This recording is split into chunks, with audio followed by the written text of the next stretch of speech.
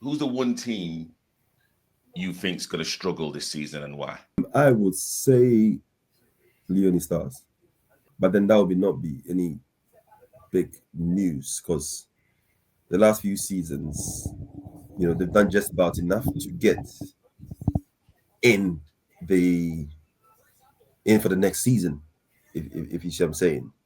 Because looking at the top of the list, I mean the whole division, like I said, a lot of these teams have strengthened.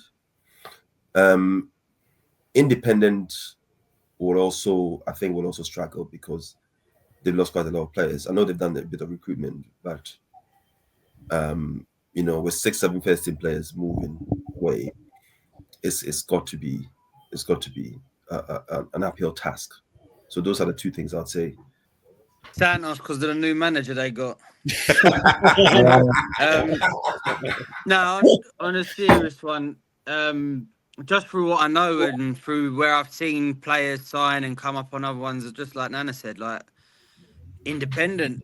You take that many players out of a team, it's a rebuilding job, and if you're not replacing like for like or improving, and you're just getting, people in shirts just so you're fulfilling a team, that's hard to do in a top league. With as we just discussed about Greenwich, but with teams like that have got such quality, are the players quality or are they just there just so you don't fold? So I don't know who Independent have got in, but I know who they got rid of, or I know who left, and there's some quality players that are left. And I think if you look at most of the other teams, everyone there at least is taking 1, 2, and I know one of the clubs are taking about 4 players from them. So we'll see. I don't know who they've signed, so I can't really write them off too much. If I'd have gone off of last season, it would have been there'd have been 3 teams. There'd have been Leone Stars, Santos, and Independent. Only because, so I'll kind of give why. Leone Stars, again, I just think inconsistent. They'll have one strong team, one weak team every other week. I think Sub made a good point. They'd have had a team out yesterday. They would have struggled, but then next week they could have a team that will just go and score. They'll win the game. So, but I think their inconsistency will come to bite them later on. I would say Independent because I just know, obviously, the amount of players they've lost. And they were finding it quite difficult last year as well. I remember when I played a couple of games last season to the end of the season. I remember playing against Independent, and they had a very thin squad when they played us. So I'd have gone with them. And do you know what? I'd have gone with Santos before I knew Sub took over, only because I remember that, again, when we played them, like half of their team were leaving after the game. Half of them said, "No, we're done," sort of thing. So at the end of the season, I wouldn't have known where either of them teams would have been if someone didn't step in. But I believe that with Sub being there, I have faith, and I know that he'll recruit some players that will keep him he will steady the ship, help him regroup and stuff like that. So the two that I'd go with, I'm going to have to go with Leone Stars and Independent. We've spoken about Independent quite a lot, and I think everyone knows that they've lost half of their first team players. Most of them have gone to LSU.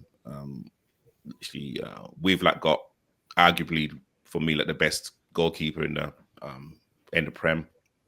Why? Nana. Yeah, I mean, why? Yeah, I mean, yeah. I mean, why? Nana, are you disrespecting Nana like that? No, you're top. No. Top 2, Nana. Trust me now. No, don't even mind him. If you look at the stats, even though I'm not a goalkeeper, come on. The best. Don't listen to him.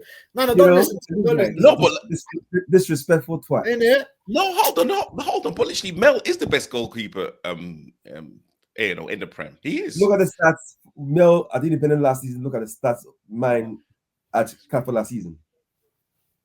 It says it all. However, he's a better keeper than me. I believe that. He's a better shot stopper than me. But if you're talking about stats, come on now. Nana, you can go and goal when you play Santos then. I don't mind that. Why do you think a team like Independent have like lost 6, 7 first team players all in one season? No, I'll start with you. I knew you were going to start with me. Yeah, well, I think it's all about speculation, isn't it? It's, you know, there's talks about the final, you know, people who didn't start and things brewing up in camp, so on and so forth. But at the end of the day, players want to be happy where they're playing.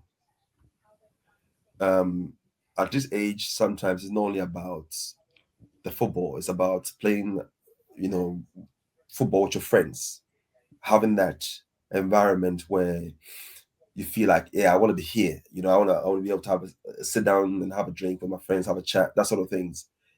And when that environment and that atmosphere is right, then people want to are likely to stay. So I can't pinpoint exactly what's happening and why they've lost a lot of players.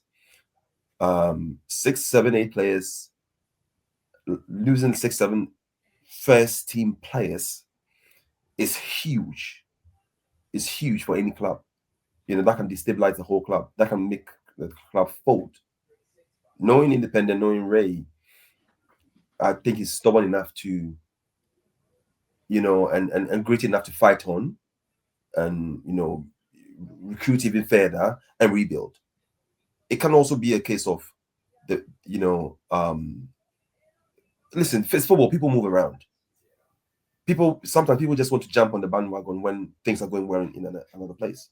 You see what I'm saying? So I can't, if you ask me that question, I can't really tell what's happened. But what I feel in terms of my environment and in terms of what happened, we have been in best football for quite a while now. If the vibe is right, people tend to want to stay. It doesn't become only about winning football matches alone. It's so many other things that makes people want to stay. So I can't tell you why, you know, the left back. Only thing I say, if the vibe is right, people want to stay. If it's not, people tend to want to leave.